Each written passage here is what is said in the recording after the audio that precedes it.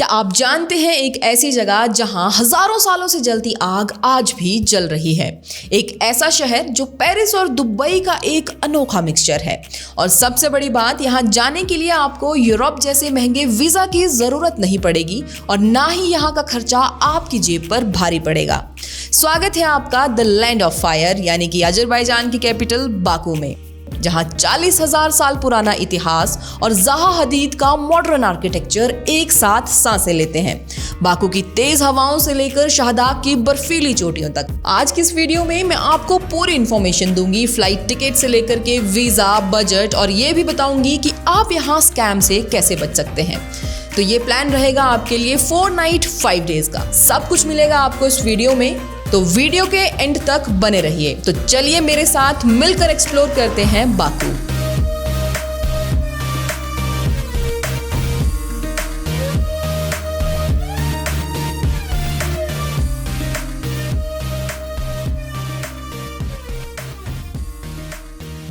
अब बात करते हैं तैयारी की। दिल्ली और मुंबई से इंडिगो और अजल एयरलाइन की डायरेक्ट फ्लाइट्स मिल जाती हैं। अगर आप फ्लाइट 50 से 60 दिन पहले बुक करते हैं तो आपको 35 से 40 हजार रुपए में आने जाने का टिकट मिल जाएगा। अब बारी आती है वीजा की। तो इंडियंस के लिए अजरबैजान का ई वीजा प्रोसेस बहुत आसान है। सिर्फ 2 से 3 दिन में आपकी ईमेल पर आ जाएगा। करेंसी में यहाँ मन्नत चलता है। एक मन्नत लगभग 53 भारतीय रुपए के बराबर है। यहाँ मेरा सजेशन आपके लिए ये है कि आप इंडिया से डॉलर्स लेकर जाएं और बाकू की सिटी में एक्सचेंज करवाएं। एयरपोर्ट पर करेंसी एक्सचेंज करवाने की गलती ना करें। यहाँ करेंसी एक्सचेंज काफी कॉस्टली रहता है। और साथ ही एयरपोर्ट पर सिम लेने की गलती बिल्कुल ना करें, ये काफी कॉस्टली है। शहर में निजामी स्ट्रीट में जाकर आप सिम लें। यहाँ सिम आपको काफी कम दाम पर मिल जाएगी। बाकू में लैंड होते ही आप अपने होटल में चेक इन करें और कुछ देर आराम करने के बाद आप निकल जाएं बाकू लोकल सिटी टूर पर। इस दिन आप देखेंगे इस शहर का एक मॉडर्न चेहरा। शुरुआत करें हैदर अलियव सेंटर से।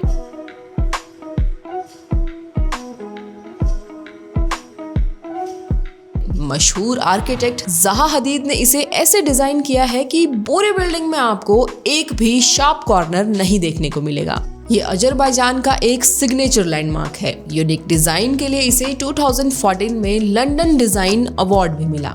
And that's why this visionary design became a symbol of modern Baku. पूरा म्यूजियम देखने के लिए आपको अप्रोक्सीमेटली 2 से 2.5 घंटे लगेंगे। ये म्यूजियम मंडे के दिन बंद रहता है और बाकी के दिन ये हर रोज मॉर्निंग में 10:30 बजे से शाम को 6 बजे तक खुला रहता है। यहाँ का एंट्री टिकट पर पर्सन 15 मन्नत है। अगर आप क्लासिक कार एग्जीबिशन देखना चाहते हैं तो उसका अलग से टिकट 10 मन्नत का रहेगा। इसके बाद आप विजिट करें ओल्ड सिटी।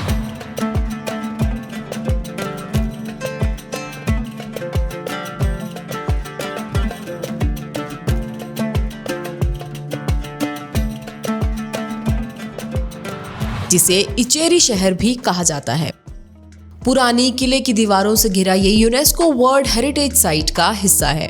इसकी तंग और घुमावदार गलियों में टहलें, छोटी छोटी दुकानें, कोजी कैफे और ऐतिहासिक स्थलों को देखें, जिनमें शिरवान शाह पैलेस, मेडिन टावर और मिनिएचर बुक म्यूजियम शामिल है। इस इलाके में रुकना आपको बाकू के कई प्रमुख आकर्षणों तक आसानी से पहुंचाता है। इसके बाद आप विजिट करिए मिनिएचर बुक म्यूजियम। ये म्यूजियम आपको 65 अलग अलग देशों की 6500 से ज्यादा छोटी छोटी किताबों को प्रदर्शित करता है। 2002 में स्थापित ये म्यूजियम सोमवार और गुरुवार को छोड़कर रोजाना सुबह 11 बजे से शाम को 5 बजे तक खुला रहता है। यहाँ की एंट्री बिल्कुल फ्री है, जो इसे आपके सफर का एक मजेदार पड़ाव बनाती है। इसके बाद आप चले जाइए मशहूर मेडिन टावर। ये इचेरी शहर का एक और खूबसूरत लैंडमार्क है। शहर से 97 फीट ऊपर उठती ये 12वीं सदी की इमारत बाकू का शानदार नजारा पेश करती है। यहाँ का एंट्री टिकट 15 मन्नत पर पर्सन है, यानी कि इंडियन रुपीज में अप्रोक्सीमेटली 750 रुपए। ये पूरा टावर स्टोन से बनाया गया है, जो कि देखने में बहुत शानदार लगता है। इसके बाद रात की रौनक देखनी है तो आप सीधे पहुंचे निजामी स्ट्रीट।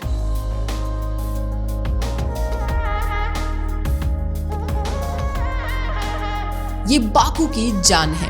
महान कवि निजामी गजवी के नाम पर बनी ये भीड़ भाड़ वाली सड़क ट्रेंडी बुटीक, इंटरनेशनल ब्रांड से भरी पड़ी है। यहाँ आपको काफी सारे रेस्टोरेंट्स मिल जाएंगे जहाँ आप यहाँ का लोकल फूड ट्राई कर सकते हैं। यहाँ पर आपको छोटे छोटे स्टॉल्स मिल जाएंगे जहाँ आप शॉपिंग कर सकते हैं, टहल सकते हैं और यहाँ की वाइब्रेंट नाइट लाइफ का मजा ले सकते हैं। लेकिन ध्यान रहे, किसी अनजान के साथ क्लब जाने से बचें। यहाँ टूरिस्ट स्कैम अक्सर होते रहते हैं। ये बाकू का वाइब्रेंट कॉमर्शियल और सोशल हब है। पूरी तरह से पैदल चलने वालों के लिए बनी ये सड़क जगमगाती लाइट्स और म्यूजिक से सजी रहती है। ये दिन और रात दोनों के समय खरीदारी, खाने पीने और लोकल कल्चर का मजा लेने के लिए एकदम परफेक्ट जगह है। इस तरह से आपका यहाँ डे 1 कंप्लीट होता है। डे 2 पर आप विजिट करेंगे flame towers, highland park, Baku boulevard और कारपेट म्यूजियम। क्या आपने कभी ऐसी इमारतें देखी हैं जो आग की लपटों के जैसे दिखाई देती हैं? ये है फ्लेम टावर्स। यहाँ खड़ी है दुनिया की सबसे अनोखी और शानदार इमारत जो बाकू की आज सबसे बड़ी पहचान बन चुकी है। लेकिन इसकी सबसे खास बात है इसका डिजाइन। इन्हें इस तरह से बनाया गया है कि ये आग की लपटों की तरह दिखाई देती है। अब आप सोच रहे होंगे कि आग ही क्यों? दरअसल अजरबैजान को सदियों से द लैंड ऑफ फायर के नाम से जाना जाता है। यहाँ की जमीन से प्राकृतिक रूप से नेचुरल गैस निकलती है, जिसकी वजह से पहाड़ों में यहाँ अपने आप आग जलती रहती है। बस इसी इतिहास को सम्मान देने के लिए फ्लेम टावर्स बनाए गए। अगर ऊंचाई की बात करें तो इनमें से सबसे ऊंचा टावर लगभग 182 मीटर यानी कि 600 फीट ऊंचा है। इन टावर्स के अंदर 3 अलग अलग तरह की दुनिया बसती है। साउथ टावर जहां पर 130 लग्जरी अपार्टमेंट्स हैं, ईस्ट टावर जहां पर आलीशान फेयरमाउंट होटल है जिसमें 250 से ज्यादा कमरे हैं, वेस्ट टावर ये हिस्सा बड़े बड़े कॉर्पोरेट ऑफिसेज के लिए इस्तेमाल किया जाता है। लेकिन असली जादू तब शुरू होता है जब सूरज ढलता है। रात के समय इन टावर्स पर लगी हजारों LED लाइट्स जल उठती हैं, जो कि इसे और भी शानदार बनाती हैं। फ्लेम टावर्स विजिट करने के बाद आप लोग विजिट करेंगे हाईलैंड पार्क।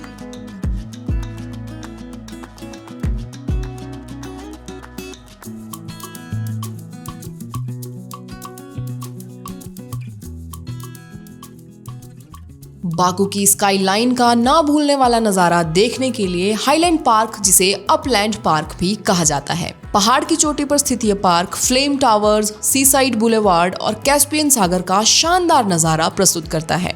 नीचे शहर की भीड़भाड़ से दूर ये एक बिल्कुल शांत जगह है जो सूर्यास्त के नजारों को और भी यादगार बनाती है। इस जगह पर तस्वीरें लेना बिल्कुल न भूलें।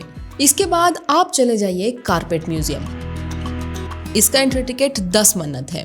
ये हर सोमवार को छोड़कर रोजाना सुबह 10 बजे से शाम को 6 बजे तक खुला रहता है।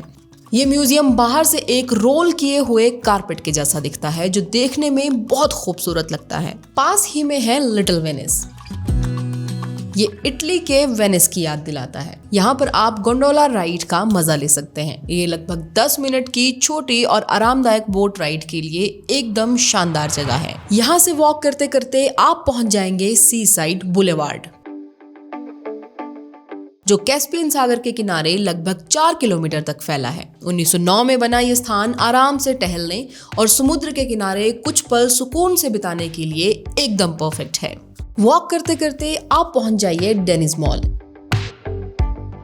यह आर्किटेक्चरल अजूबा जो कमल के फूल के जैसा दिखता है। 2020 में खुला यह मॉल 70 से ज्यादा प्रीमियम दुकानों, बड़े डाइनिंग एरिया और एंटरटेनमेंट के लिए काफी फेमस है। यहाँ आप घूम सकते हैं और शॉपिंग का मजा ले सकते हैं।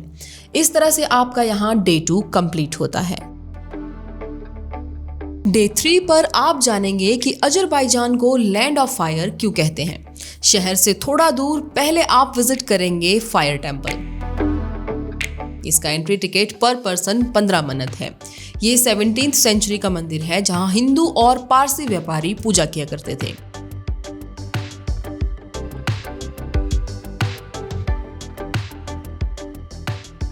यहाँ पर आप जो भी फायर देख रहे हैं ये कभी नेचुरली हुआ करता था। ऑयल इंडस्ट्रीज की वजह से यहाँ की गैस खत्म हो गई और अभी जो आप यहाँ फायर देख रहे हैं ये आर्टिफिशियल फायर है। 17th सेंचुरी में जब हिंदू ट्रेडर्स यहाँ आया करते थे तो उन्होंने यहाँ आग देखी और यहाँ पर उन्होंने टेम्पल बनाया, क्योंकि हिंदू फायर वर्शिप करते थे। मजे की बात यह है कि इस जगह का इंडिया के साथ एक गहरा कनेक्शन है।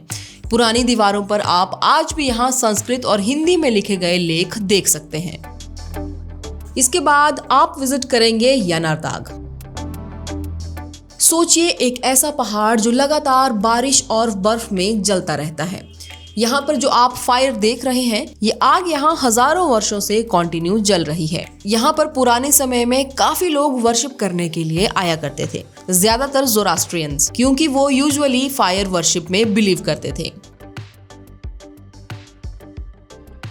इस तरह से आपका यहाँ डे 3 कंप्लीट हो जाएगा। डे 4 पर आप विजिट करेंगे शहदाग। बाकू से 3 घंटे के ड्राइव पर यह जगह किसी जन्नत से कम नहीं है, तो इसे बिल्कुल भी मिस मत करना।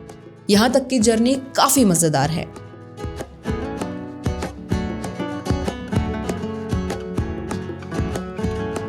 रास्ते में आप कैंडी केन माउंटेन्स भी देख सकते हैं, जिनका रंग लाल सफेद धारीदार कैंडी जैसा लगता है। अगर आप सर्दियों में यानी कि दिसंबर, जनवरी, फरवरी, मार्च में आ रहे हैं तब तो इस जगह को जरूर विजिट करना। यहाँ का स्नो मेकिंग सिस्टम इतना एडवांस है कि यहाँ बर्फ कभी भी खत्म नहीं होती है और यहाँ की केबल कार राइड भी काफी अमेजिंग है।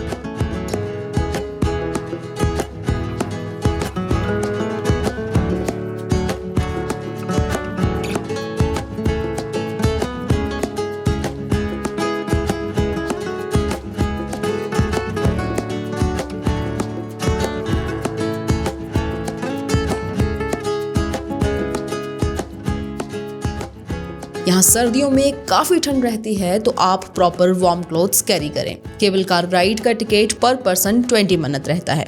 ये काफी एडवेंचर एक्टिविटीज का हब है। आप यहाँ आराम से 3 से 4 घंटे बिता सकते हैं। यहाँ आपको बहुत से कैफेज मिल जाएंगे जहाँ आप चाय और कॉफी एंजॉय कर सकते हैं और शाम होने से पहले आप बाकू लौट सकते हैं। अगर आप शहदाग में ही स्टे लेना चाहते हैं तो वो वाला ऑप्शन भी आपको यहाँ मिल जाएगा। इस तरह से आपका यहाँ डे 4 कंप्लीट होता है। डे 5 पर आप विजिट करना गोबुस्तान।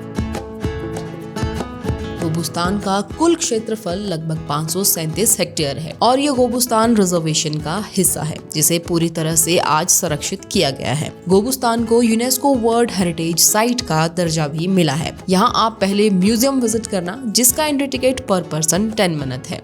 इसके बाद आप चले जाना इस खुले आसमान के नीचे बसी एक अलग दुनिया में।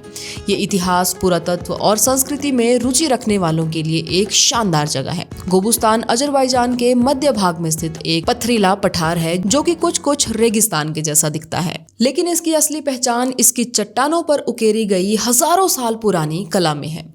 यहाँ आज भी आपको प्राचीन गुफाएं देखने को मिलेंगी। अगर आपको इतिहास और पुरानी सभ्यताओं को करीब से जानना है तो यहाँ जरूर आएं। यहाँ आपको मिलेंगी 40,000 साल पुरानी रॉक पेंटिंग्स। तो गोबुस्तान आपकी अजरबैजान की यात्रा में जरूर शामिल होना चाहिए।